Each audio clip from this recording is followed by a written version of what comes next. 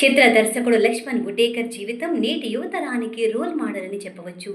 మహారాష్ట్రలోని మారుమూల గ్రామమైన సమర్పూర్లో జన్మించిన ఆయన సినిమా మీద ఆసక్తితో ముంబై చేరుకున్నారు. ఎన్నో అడ్డంకులు దాటుకుని ఫైనల్గా స్టార్ డైరెక్టర్గా బాలీవుడ్లో పేరు తెచ్చుకున్నాడు. ప్రస్తుతం ఆయన డైరెక్షన్లో ఒక్క సినిమా అయినా చేయాలని చాలామంది హీరోలు ఆశిస్తున్నారు. ఛావా సినిమాతో దర్శకుడు లక్ష్మణ్ వుటేకర్కు మంచి గుర్తింపు వచ్చింది.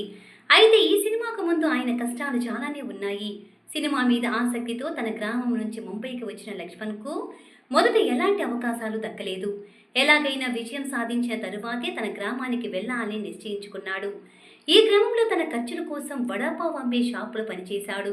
ఆపై కొద్ది రోజుల్లోనే ఒక సినిమా స్టూడియోలో ఫ్లోర్ క్లీన్ చేసే పనికి కుదిరాడు. అక్కడ సినిమా మేకింగ్ ఎలా ఉంటుందో దగ్గర నుంచి చూసి నేర్చుకున్నాడు. ఇలా ఒక్కో అడుగు వేస్తూ వెళ్తున్న ఆయనకు 2007లో కన్నా అలియాస్ అయ్యర్ సినిమాతో ఫోటోగ్రఫీ డైరెక్టర్గా ఛాన్స్ వచ్చింది. అలా ఇండస్ట్రీలో తన కెరీర్ ప్రారంభమయ్యింది.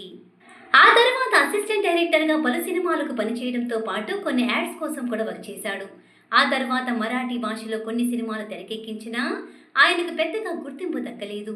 అయితే 2019లో హిందీ సినిమా లూకా చుప్పీతో భారీ హిట్ అందుకున్నాడు.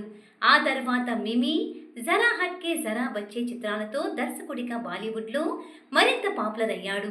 అయితే రీసెంట్గా ఛావా సినిమాతో ఇండియన్ బాక్సాఫీస్ వద్ద 805 కోట్లతో రాబట్టి తన సత్తా ఏంటో ఈ ప్రపంచానికి లక్ష్మణ్ వుటేకర్ చాటాడు.